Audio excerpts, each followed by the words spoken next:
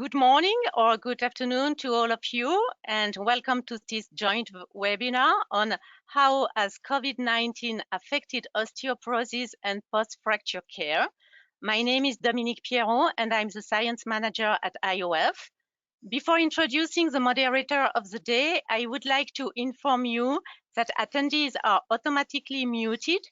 I also would like to encourage you to ask questions during the webinar by typing them in the question box, and the moderator will voice them to the speakers towards the end of this webinar. I would like to warmly thank UCB, which is supporting this webinar today.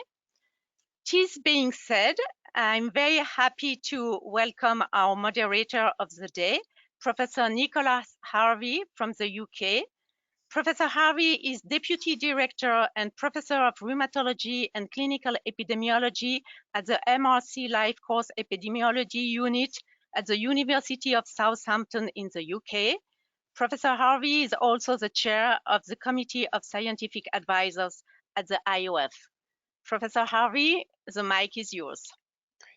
Thank you very much. Well, welcome everybody, and thanks very much to Dominique for all of your help in organising this and all the other webinars. And it's a great pleasure to host this webinar today, which, as Dominique has said, focuses on the impact of COVID-19 on healthcare and osteoporosis, but not just from the healthcare professional perspective, but also from the patient perspective. And it's a real pleasure that we're presenting this on behalf of a collaboration between the International Osteoporosis Foundation, the US National Osteoporosis Foundation, and SKO. And it just forms one of several ongoing collaborations between the IOF and the NOF in what is an increasingly productive and profitable scientifically program of work. So we have two presenters today. I'm delighted to welcome Dr. Andreas Singer, representing the NOF, and Dr. Nicholas Fuggle, representing the IOF. And Dr. Singer is the Chief of Women's Primary Care and holds a dual appointment in Departments of Medicine and Obstetrics and Gynecology at MedStar Georgetown University Hospital and at the Medical Center there in Washington, DC. And importantly, she's the Chief Medical Officer at the National Osteoporosis Foundation and has been instrumental in progressing much of the work there. So she's going to take part in this sort of double act presentation, presenting the patient side of things. And Dr. Nicholas Fuggle, who's a Dunhill Clinical Research Fellow and Rheumatology Registrar at our MRC Life Course Epidemiology Unit here in Southampton, and also a Fellow of the Alan Turing Institute, focusing on big data, is going to contribute the physician perspective from the surveys that went out to ascertain the impact on healthcare professionals.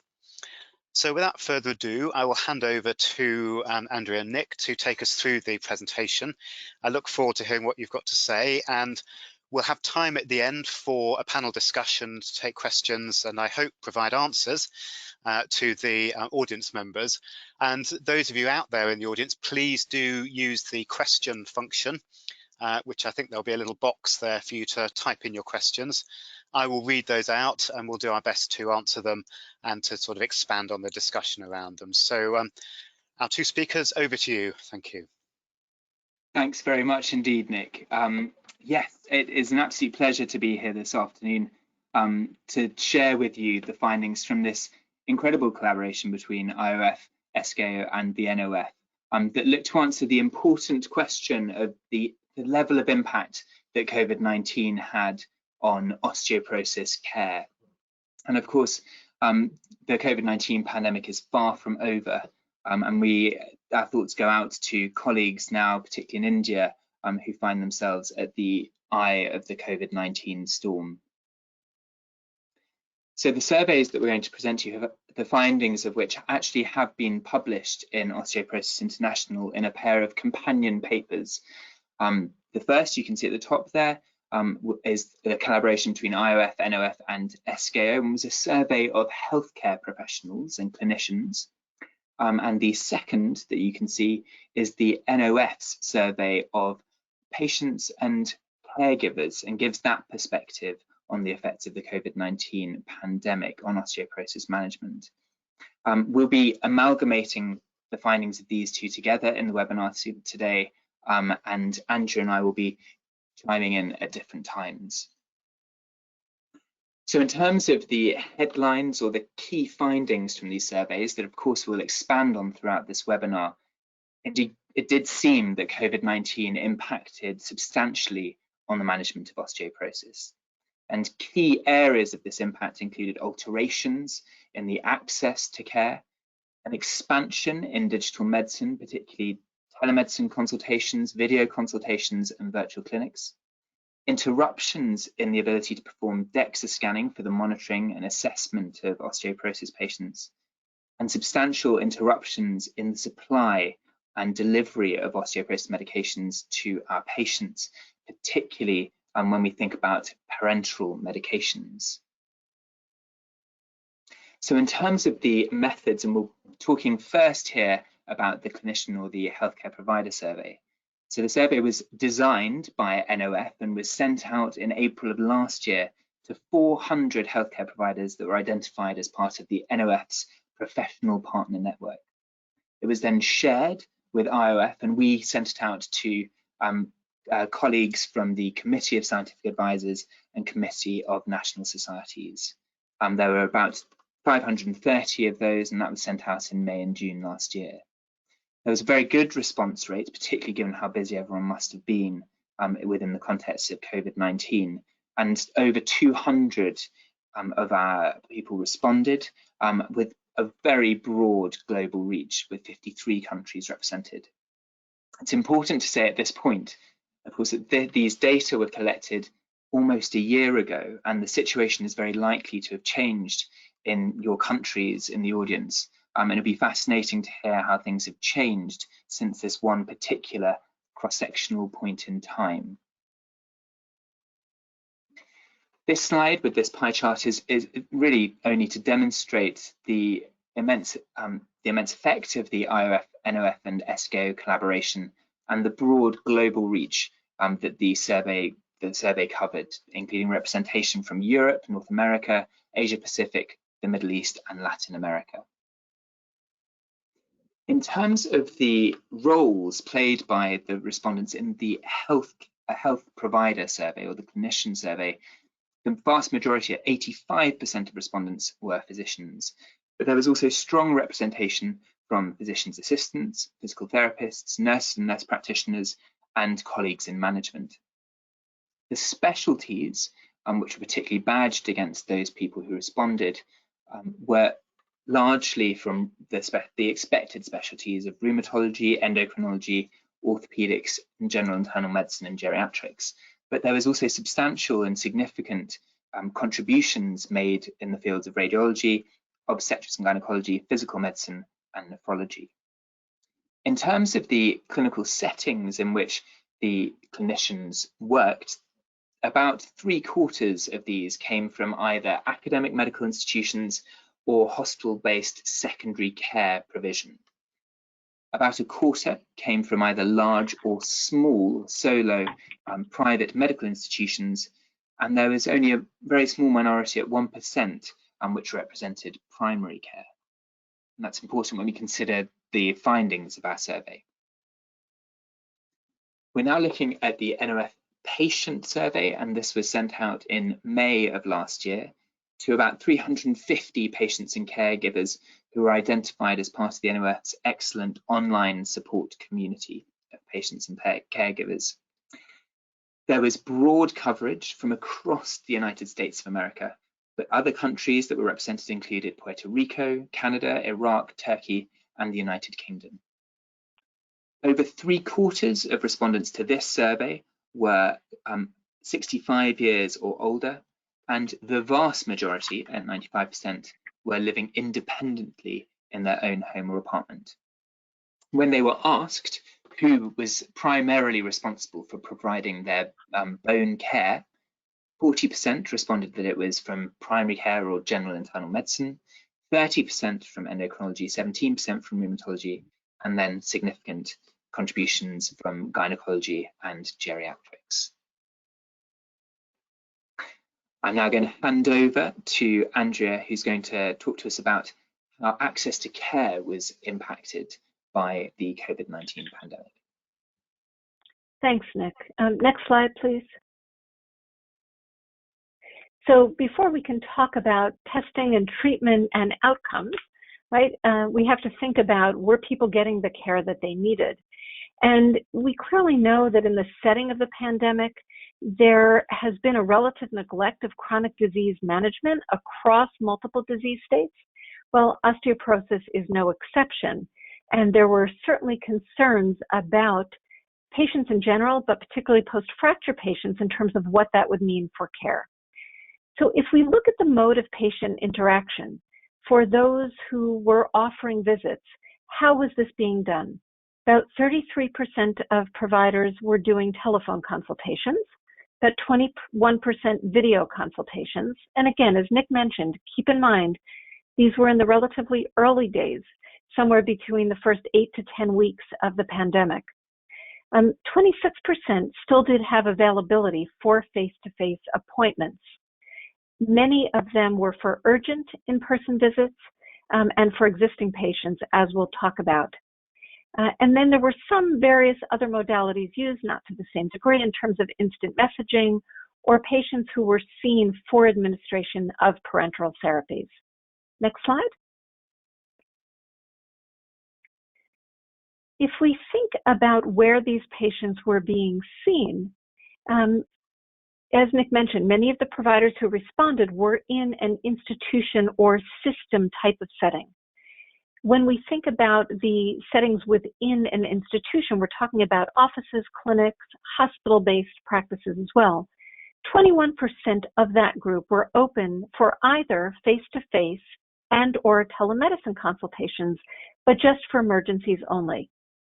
23% were available for non-acute or routine visits, and a little bit more than half were able to provide both emergency as well as routine care. From the provider side, 7% reported that during that time frame, their offices or practices were closed to any type of care delivery. So who was considered appropriate for delivery of care via telemedicine? Because that certainly was one of the issues on the provider side, and perhaps from a patient perspective as well, and we'll look at some of that in a moment. About a little bit more than a quarter of patients who were seen were those who needed diagnostic services but were already established patients. And another 40%, again, established patients where some type of treatment decision or plan of care was being made.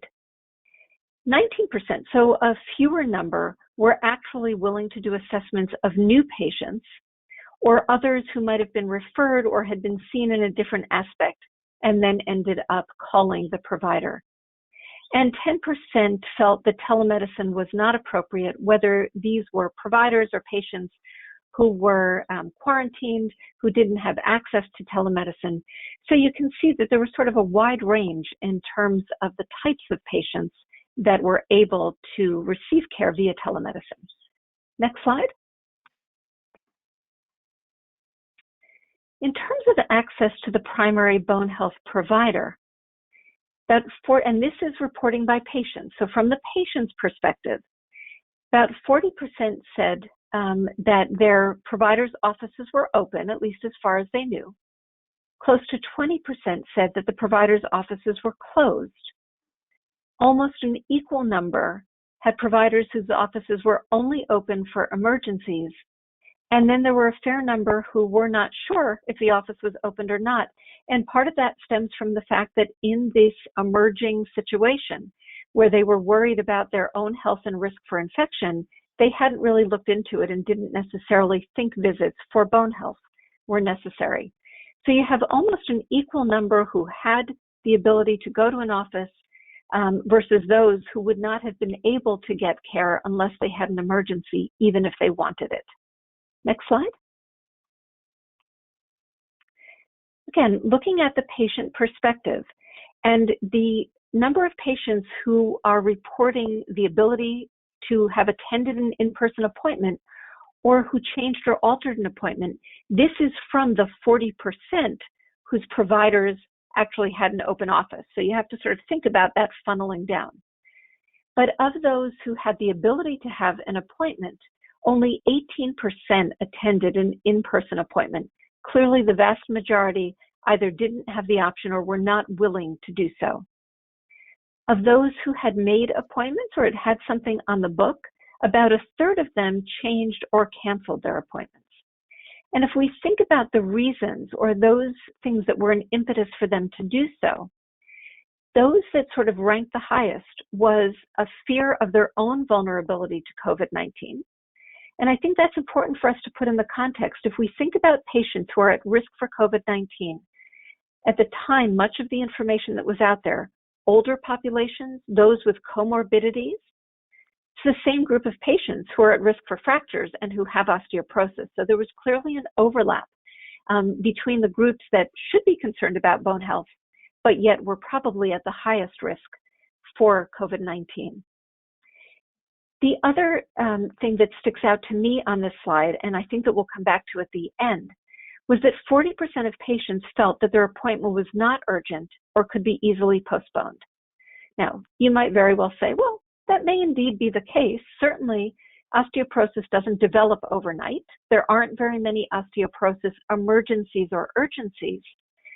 But I'd like to challenge that thinking in the patient who has had a recent fracture, because we all know that once somebody has had a first fracture, their risk for having a subsequent fracture is greatest in the first year to two.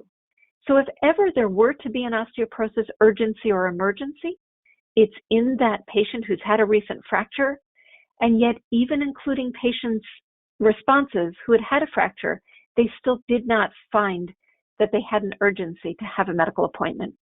Other issues included the fact that people did not want to come to a hospital-based setting, even if the outpatient office was in a different building. They were fearful of exposure and social distancing. And then that other category included things like the appointment actually being canceled by the provider's office, so that was out of their control. The fact that some of those visits were converted to telemedicine, or that some of those visits were actually for diagnostic studies, yet the diagnostic units were closed, so they could not have come in if they wanted to. Next slide. We know that many visits were converted to virtual care. And the question is, both from a provider perspective and a patient perspective, were people satisfied? How did this work in the early days?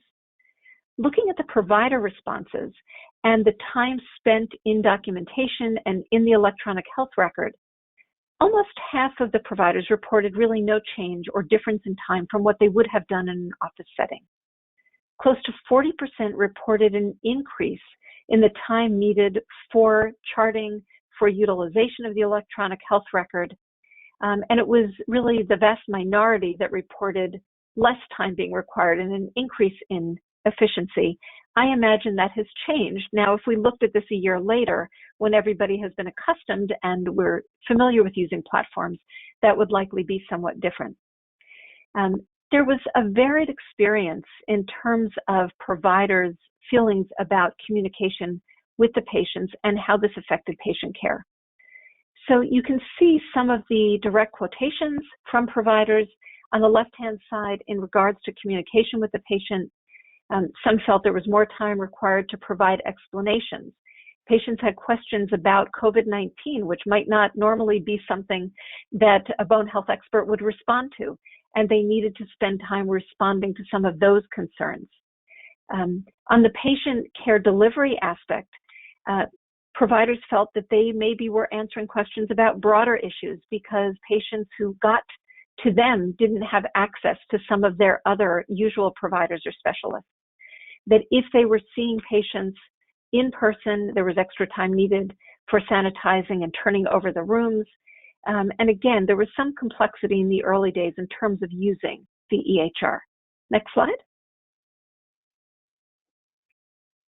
From the patient perspective, let me set the stage and say, and again, this was in about the first 8 to 10 weeks of the pandemic, that just about 40%, so 36% of patients participated in a telemedicine appointment from mid to end of March through the latter part of May.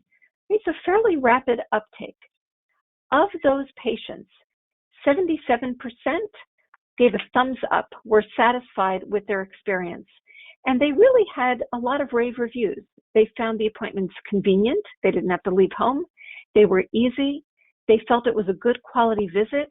And interestingly, there were numerous comments about the fact that there was an increase in the direct contact time, that they felt they had undivided attention from their provider, right? We're sitting here looking at each other. There's nobody knocking on the door. There's nothing else that's a distraction. And they really felt that it was both a safe and a good quality visit and very time efficient. About a third gave it more of a horizontal or sort of thumbs down. And I think much of that had to do with technology issues, especially in the early days. And some were just uncomfortable using platforms. Many felt that it really just wasn't a substitute or a proxy for an in-person visit. If, in fact, they needed a physical, something that required laying hands on, if they had been scheduled for a bone density test or laboratory testing, that could not be achieved by doing a virtual visit. And what got lumped into this dissatisfied or less than satisfied category were the group of patients who weren't actually dissatisfied, but felt that they didn't have a need for an appointment at the time, and so they sort of responded on this part of the survey as opposed to the satisfied section. Next slide. Looking at the provider perspective again from a reimbursement aspect, this was clearly a concern, particularly in the early days. We want to offer care, we want to do the right thing. How are we going to get reimbursed? Are we going to be able, and is this going to be sustainable? And providers were asked about their ability to request reimbursement for telemedicine appointments. Almost half said that they were able to. About 20% said that at that time they were not able to. And then the rest either were unsure or it wasn't applicable to their setting based on perhaps the reimbursement or structure of the healthcare system in an individual country. And I would suggest that even within the yes and no categories, much of that was dependent upon local advances, the government's response, health systems' response to reimbursement, and some of that clearly has changed over time as well. Nick, back to you. Thank you very much indeed, Andrea. Yes, so we've just heard from Andrea about the access to care. What about how access to testing, and particularly DEXA scanning, was affected by the COVID-19 pandemic at this particular time point? Well, the short answer is that yes, it was impaired. Having said that, when we look at the provider survey, 29% said that they just moved on and forged on scheduling a DEXA scan as soon as possible in order to make treatment decisions regarding osteoporosis management. And it may well be that those 29% were in fact an ebb rather than a peak in terms of the pandemic and the impact the pandemic was having in their country at the time. About a third, at 33%, said that they'd arrange a DEXA scan when the risk of COVID-19 had abated. 22% said that they were making decisions based on clinical risk calculators such as FRAX, and making the decision based purely on that, but then planning a DEXA scan at a later date in order to review bone mineral density. 11% said that they were simply just using the clinical risk calculator alone. And of the other respondents, which accounted for about 5%, the story was that DEXA units were closed, or that they were referring to other fracture clinic services in order to perform DEXA scans. In terms of the patient and caregiver response, it's interesting that 55% changed or cancelled appointments for any kind of testing, so DEXA scanning, but also for laboratory blood tests. And if we compare that to the 28% that Andrea spoke about a moment ago, who changed or cancelled appointments with clinicians, and we see that this number is probably slightly greater, and suggests that there's greater emphasis put on seeing physicians than there is in testing, which potentially could be expected. Now, what about the important issue of how access for our patients to anti-osteoporosis medications was affected by the COVID-19 pandemic? Well, a minority, but a substantial minority, at 43% of clinicians had some kind of issue with arranging delivery of anti-osteoporosis medications to our patients, which is clearly of concern, and hopefully this number is significantly less if we were to send out the survey today. Qualitative data related to this picked out 4 main themes. The first was issues with the actual supply chain, with difficulty in actually acquiring the anti-osteoporosis medication. Secondly, and within that was delay in the administration of parenteral agents, actually getting people in for zoledronate infusions, for example, or subcutaneous injections of denosumab. But there were 2 different themes that came out when we looked at patient responses. So one was that patients were allowed to attend clinic, but were reluctant to do so due to choice on their own part. And this plays into what Andrew was saying about similar populations being at risk of severe impacts of COVID-19 as being the same group that we see in our clinics with osteoporosis. There was another reason, which was that patients were keen to come to clinic, but were unable to due to imposed restrictions, whether these were travel restrictions, imposed self-isolation, or that the office or clinic was closing down because clinicians were being moved to the front line, or nurses who manned infusion units were being moved to COVID-19 wards. So there are various reasons behind this picture that we see in terms of the availability of osteoporosis medication. If we look at how physicians thought that, or how physicians responded to particularly the availability of parenteral medications, 46% of respondents said that actually they thought that it was perfectly safe or sufficiently safe, given the measures they were taking for patients to come in and to have their infusions or their injections in their healthcare setting. 21% suggested delaying treatment entirely, these treatments, so the parenteral treatments entirely, until the COVID-19 risk had abated. And 13% said they weren't willing to wait that long, but that they would switch to an oral preparation in order to get over those issues with supply and delivery that I alluded to on the last slide.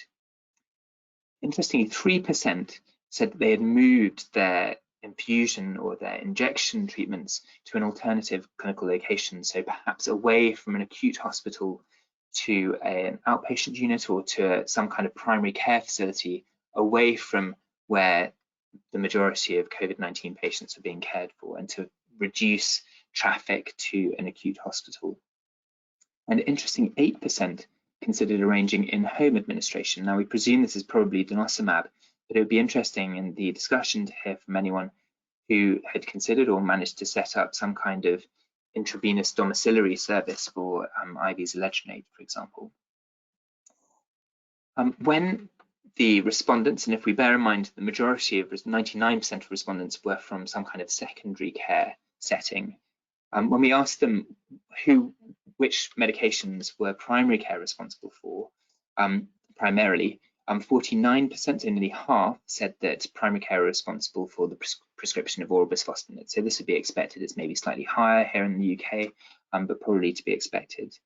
But it'd be interesting to know how the delivery and administration of subcutaneous denosumab and IV zoledronate, those 15 and 8% that we see there, were affected. Was it that actually these medications, when delivered in a primary care setting, were less interrupted than those that were being delivered in acute hospitals, where the burden of COVID-19 was being felt, with resources being moved to the COVID-19 wards?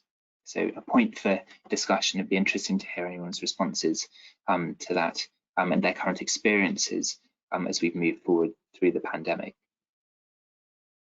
So I'm now going to hand back to Andrea to lead the discussion, and we'll then sum up and then hand back to Professor Harvey for the Q&A. Just had two quick things to add about the medication aspect and treatment aspect, which Nick and I have discussed and are elucidated a little bit more in the paper. But there were a number of treatment issues that I think for which all of us should be concerned. One of which was even patients who could access care and where treatment was discussed, there were a number of patients who had a fear about starting a new medication in the setting of a pandemic where if they had a side effect, they didn't want to have to seek attention and come in person, and so chose to delay care, even though they made contact and treatment was recommended. And how many of those delays then result in untoward outcomes, I don't think we necessarily know. It's also interesting with some of the parenteral medications that are generally administered by a healthcare professional or in a setting, to know, I know there was some concern certainly through the NOF on the US side about whether clinicians had systems in place to identify patients who were receiving some of the parenteral medications and proactively reach out to them to make sure things just didn't fall off and either make sure that patients came in or that they were transitioned to something else. And it was only about 60% of clinicians who, from the respondents, who had plans in place. And so that's something in terms of lessons learned for us to take forward as well. So in terms of looking at some of the highlights, I think we all acknowledge that COVID-19 has had and continues to have profound effects on healthcare. And as Nick mentioned early on, if we look to India at the moment and other places in the world, this is clearly not over. The surveys that were done captured some alterations in both assessment and treatment of osteoporosis from a broad range of both providers and patients. There has certainly been very rapid adoption of virtual care and telemedicine, which has lots of advantages, but is clearly not a panacea, right? There's a lot we can learn. Hopefully the good aspects that we can continue to move forward, but I think we need to look at adaptability.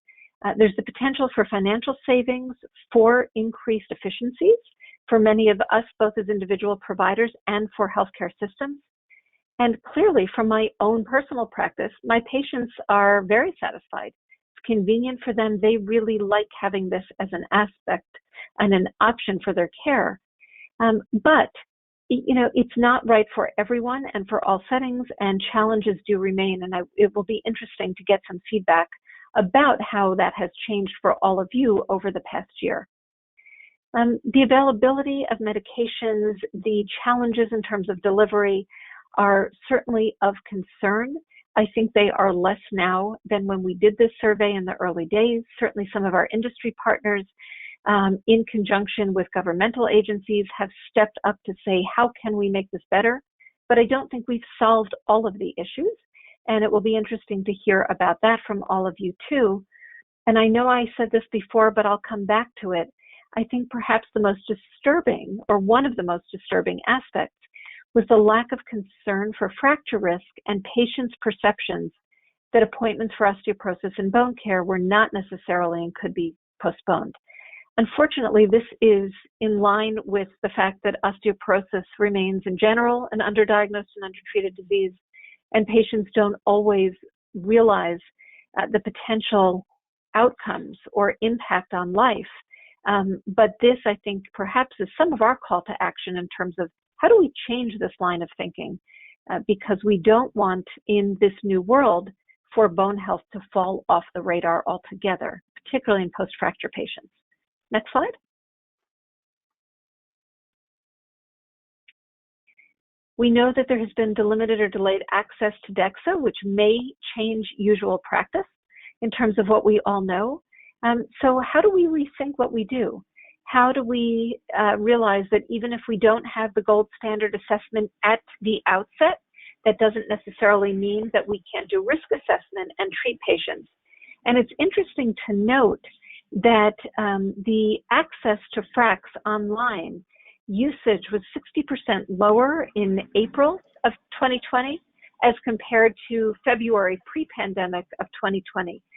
So it suggests not that the tool wasn't still there, right, but that osteoporosis evaluation may have been neglected. And so how do we change that paradigm and that line of thinking too? We know that despite the global reach of COVID-19, some countries were at different points in the course of the pandemic that may have influenced or accounted for some of the differences in terms of responses. And as we see continuing waves and things ebb and flow, and we see some areas that are affected more than others, both globally, and even when I look to differences in states within the US, obviously the experience at any given moment is going to vary somewhat from place to place. Next slide. Yes, and so to sum up and summarize this IOF, NOF, and SKO COVID-19 Global Survey, I'm just going to finish by quoting the IOF president, Professor Cyrus Cooper, who said that the survey indicates that the identification and management of osteoporosis in patients has been profoundly affected by the pandemic, by delays in obtaining a DEXA scan or in providing medication. There's a concern that the traditional gold standard assessment and management of osteoporosis patients was not performed in the majority of cases during the pandemic, leaving many patients without assessment and treatment. And our immediate past NOF president, Professor Susan Greenspan, said that there appears to be a substantial impact on reimbursement, which may have implications for the ability to sustain and offer various osteoporosis clinical services and tests, such as DEXA. In the US, despite Medicare allowing greater flexibility for home administration of injectable medication, some 39% of survey respondents were either not sure about the new arrangement or would not consider using this option.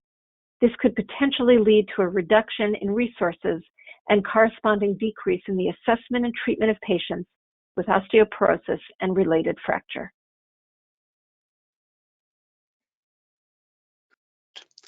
Well, thank you both very much. That was fantastically interesting. And I think it's just so valuable having the physician perspective married with the patient perspective. And I think you sort of alluded at one point to some of the similarities and differences between those findings. But I guess the questions are starting to come in, and just to everyone out there, please do use the question answer box to type in your questions. And as I say, we'll do our best to answer them. But just to sort of set things in motion, perhaps you could both just reflect a little bit on, having looked at the answers from the physician survey and looked at the answers from the patient survey, do you think on the whole they are congruent, or are there signals there that there might be some major disconnect? And we always know that it's a huge challenge to communicate information as physicians, and that often you might end up in a consultation thinking one thing and the patient thinks something completely different, and part of the art of medicine is bringing those two perspectives together. So what do you think here in terms of the answers to the surveys? I think one important point to make at the beginning is that the patient survey was purely from the NOF, so from very specifically 45 states across the United States, Puerto Rico, Canada, yes, the United Kingdom and Turkey as well, but the majority were from the United States. And so I think that plays out also in the clinicians who were responsible for the care of those patients, 40% coming from primary care or general internal medicine, which is obviously very different given that only 1% of the healthcare provider survey respondents came from primary care. So I think that it's worth bearing that in mind when we look at the experiences of the two. But did you have anything, any thoughts, Andrea? Yeah, I think with that said, I think they were more congruent than they were different. Agreed. I mean, the numbers might have varied a little bit. There may have been some numeric variability, but in general, there were similar numbers of both providers and patients who couldn't access or offer care in the beginning, the majority of who could, but some of the same concerns in terms of delivery of care. What is appropriate to do virtually, what should be done in person. More similarities when we look at access to testing, where I think that from a provider and patient perspective was very similar.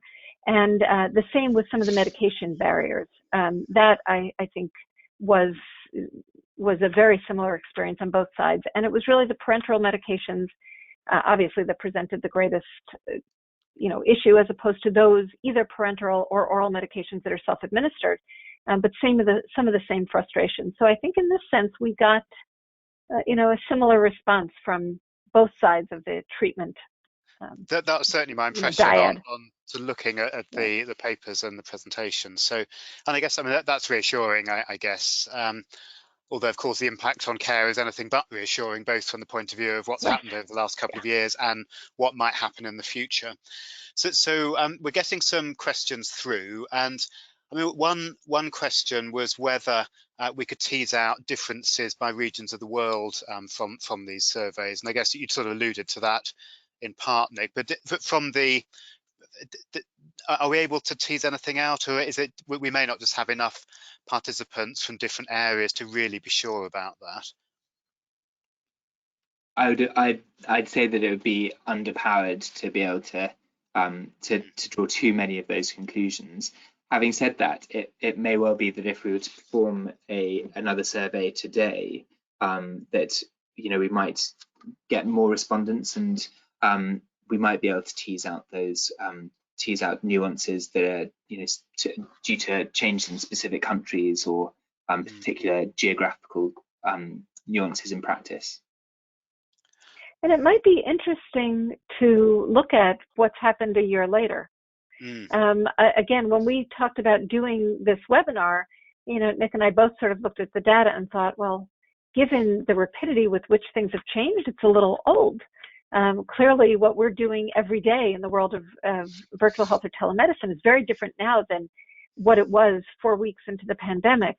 But given the way we see things ebb and flow, and still countries which have significant rates and are not able to do things in person, and even here where we're starting to open up somewhat, but I still have patients who do not want to come in person, I think there are many of the findings that are still relevant, but I do think there would be some different information we would get if we redid this survey now.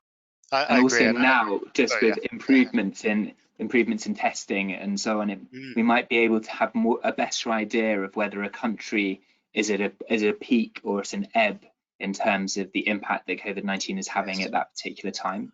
And with the modifying effect of the vaccination programs as well in various countries. And I think, the other, just following on from the sort of regional thing, the other observation, Andrea, you commented on the use of FRAX internationally and how that had gone down with the start of the pandemic, or the start of the major lockdowns last year.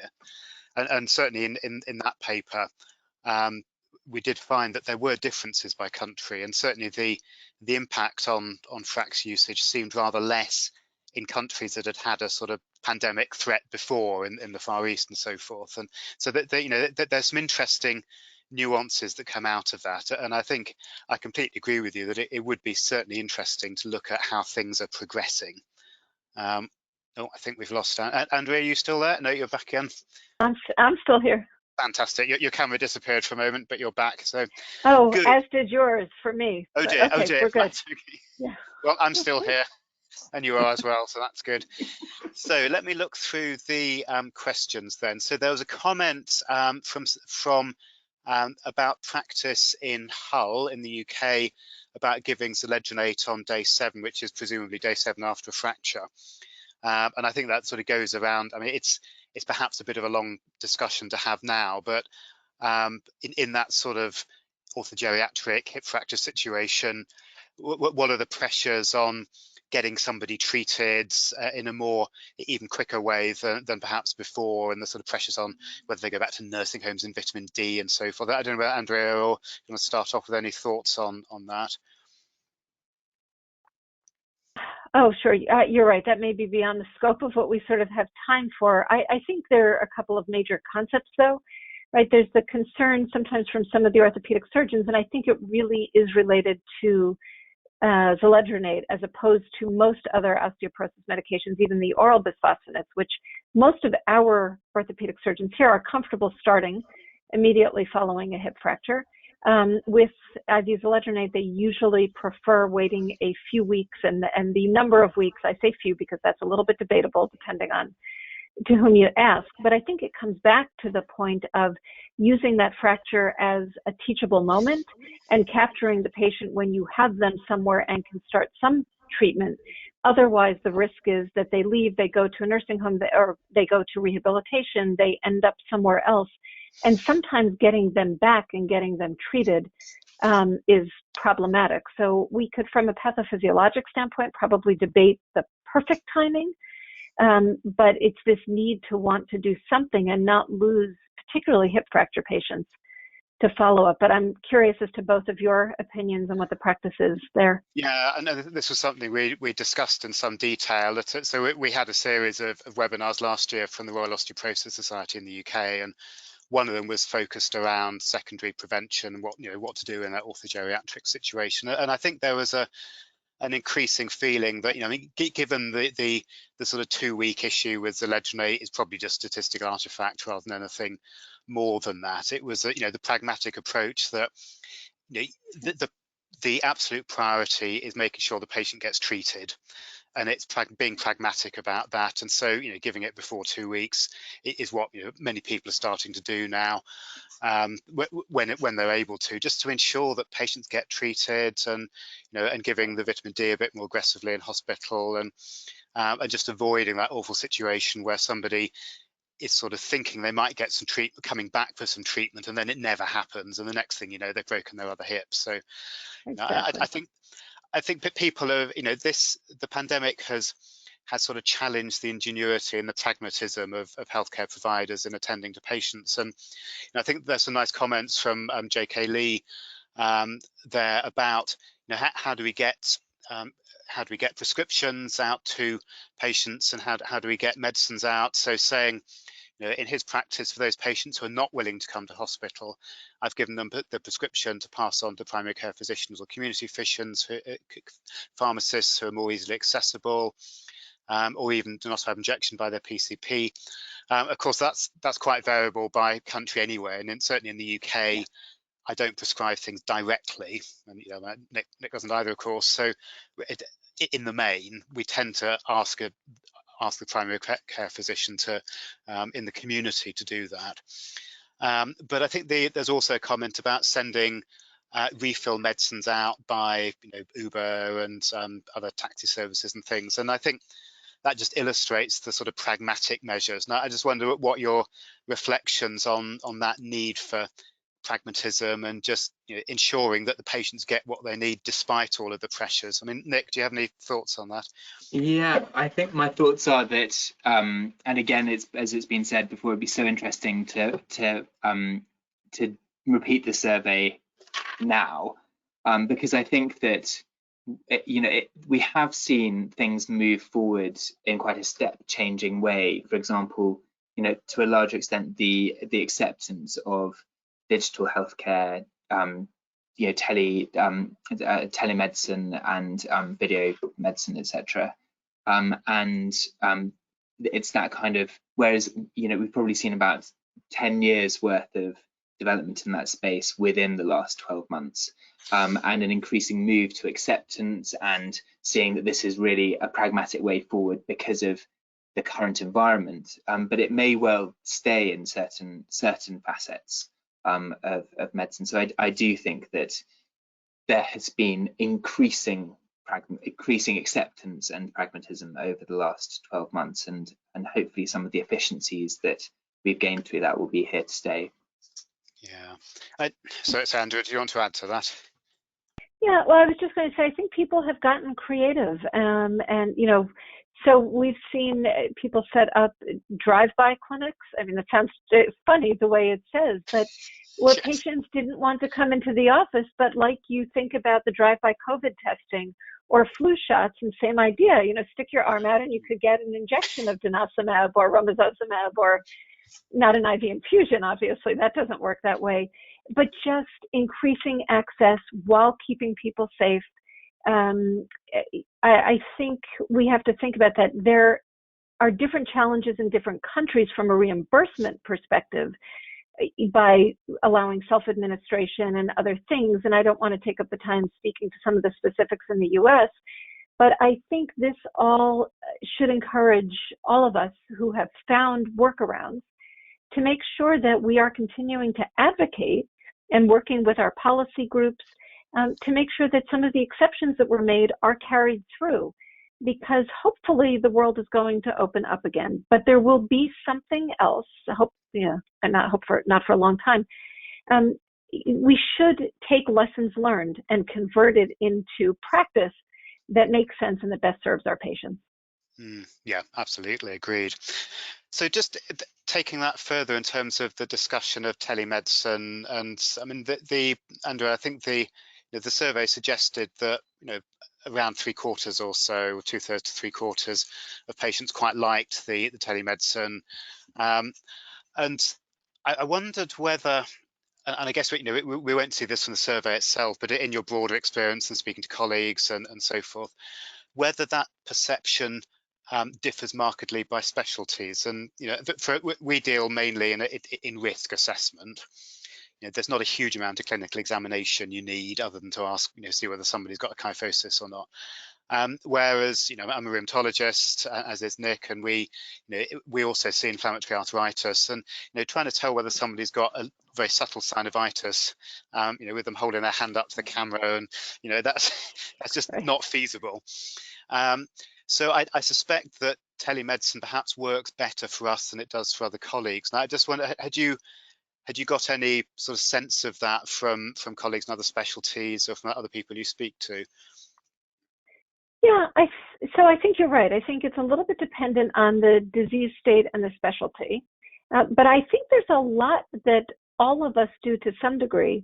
They teach us in medical school that 90% of what you need to know you get from the history by taking a really good history.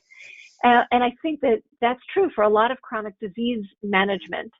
And some new diagnosis, maybe new diagnosis is more difficult, though you're right. In the osteoporosis world, I can get a sense as to gait, stability, looking at somebody and having them do timed get up and goes or other things by looking at kyphosis. So there are things you can do. I find from a lot of my colleagues, even within the specialty, it probably depends on the individual condition and what they're managing. But there are many aspects that can be done, if not every visit, some interim visits, certainly remotely. And I think there's a lot of patient satisfaction there. And so it may be ultimately that we end up with a hybrid and that's the best approach. I don't know. Yeah, agreed. I mean, Nick, do you have any thoughts on that?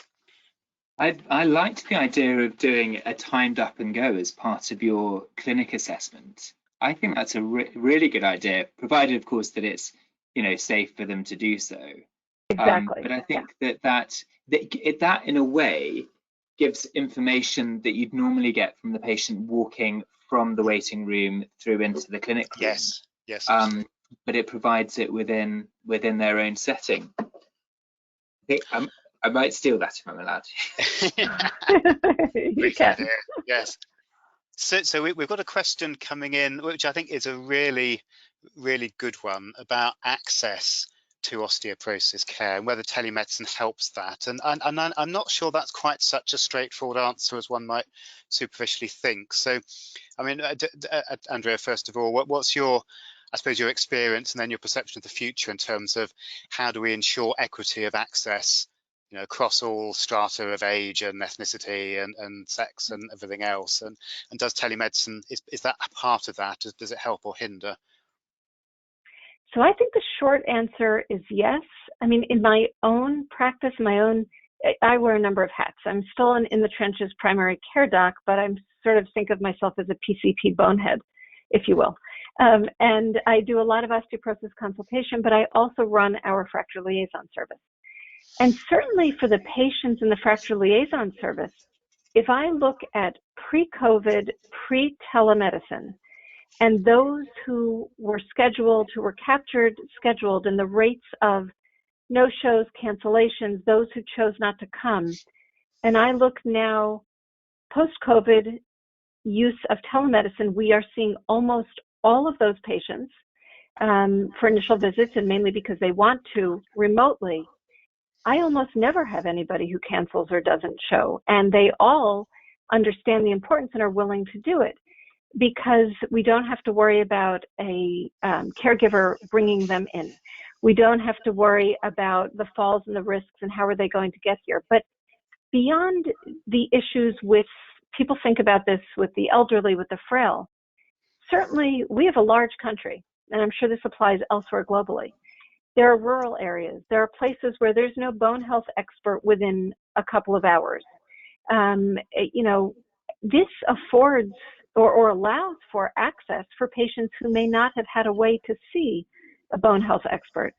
So I think this opens the door to care for people who may not have had access otherwise.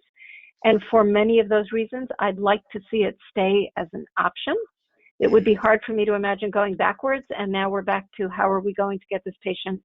Then it means training more people via other aspects of telemedicine, more of a tele-echo thing in areas, but that's a completely different piece of this, which is also important, but different. Thank you. So Nick, we're almost out of time, so final thoughts on that? Yeah, I'll just sum up. So I'm a great advocate of digital medicine. So I support everything that Andrea has said. But I would also say, and it's a point that has been made throughout, that we've got to think of the demographics of the majority of our patient population. And although this familiarity with the digital world, with communicating via video conferencing and so on, has definitely expanded substantially. I've been quite surprised over the last few weeks to hear how here in the UK there are still a large, substantial proportion of people who do not have access to broadband in their home. And we really mustn't forget about those people, otherwise we're going to lead to a massive inequity in the access to care. So we will need to maintain other channels that are available and bear those people in mind as we move forward. Absolutely. And I think that that's one of the priorities moving forward, isn't it? As we get into what we hope will become a post-COVID world, but I suppose might be a sort of para-COVID world, at least for the next few years, is ensuring equity of access and ensuring everyone who needs to see us can see us, telemed sort of in person or whatever. And I think just maintaining the visibility of the specialty and of the disease, and you alluded to this earlier, Andrea. It's certainly when in our outpatients, somehow several clinic rooms get taken up with respiratory clinics, and we don't have as many slots. And I think ensuring that our services continue and get the right priority it's not necessarily a simple thing, and it's something we all have to work out and not be complacent about. So I think we've absolutely seen a huge progression in the way we deliver services. I think, as you were saying, there's been more in a year than there has been in the last 10 or 20 years change in terms of how we do clinics. So I think as we move forward, let's just do the best we can to make it the best it can be for our patients, rather than just a convenience or or whatever.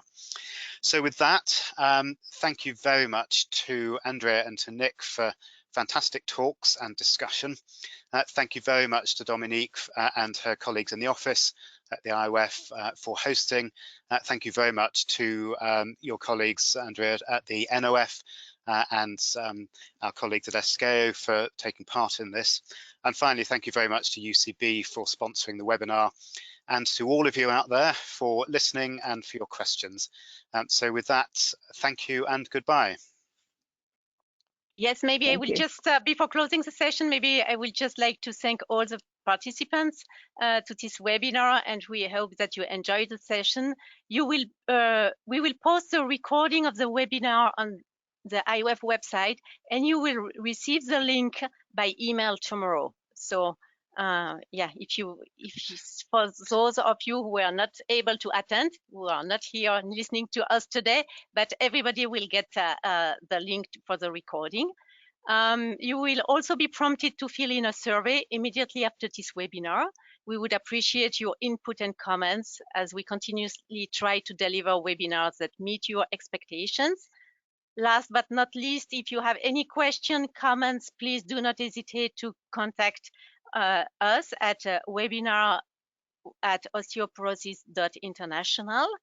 And I would like also to warmly thank UCB for the support. And I would like to thank you, Dr. Singer, Dr. Fogel, for your talks, Professor Harvey for moderating this webinar. And goodbye to everybody. Have a nice day or good evening. Bye-bye. Thank you. Bye-bye. Bye-bye.